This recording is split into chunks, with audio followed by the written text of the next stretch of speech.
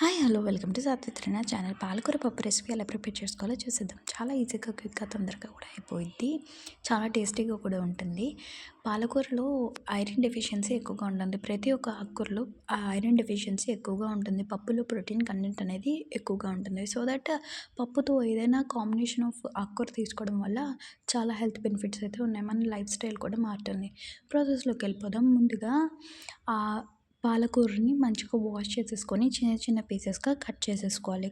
చిన్న చిన్న పీసెస్‌గా కట్ చేసేసుకున్న తర్వాత కుక్కర్ తీసుకొని అందులో టీ కప్‌తో హాఫ్ గ్లాస్ ఆఫ్ కందిపప్పు, హాఫ్ గ్లాస్ ఆఫ్ పెసరపప్పు తీసుకొని మంచిగా వాష్ చేసేసుకోవాలి. వాష్ చేసేసుకొని కొంచెం వాటర్ యాడ్ చేసుకొని అందులోనే ఉప్పు, కారం, ఆయిల్ యాడ్ చేసుకొని 3 విజిల్స్ పెట్టేయాలి.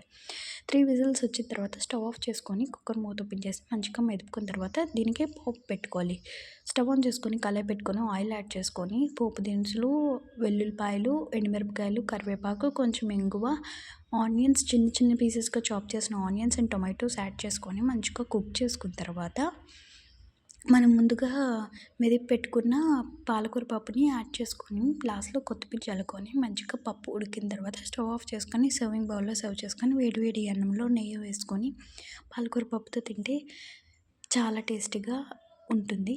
థ్యాంక్ యూ ఫర్ వాచింగ్ నా వీడియోస్. కానీ మీకు నచ్చినట్లయితే do like, share, support my channel Satvik Trinath. ఇంకా మంచి మంచి రెసిపీస్తో మంచి మంచి కంటెంట్తో అయితే నేను మీ ముందుకు వస్తాను. Don't forget to watch my videos Satvik Trinath. Thank you for watching. Bye bye. Tata.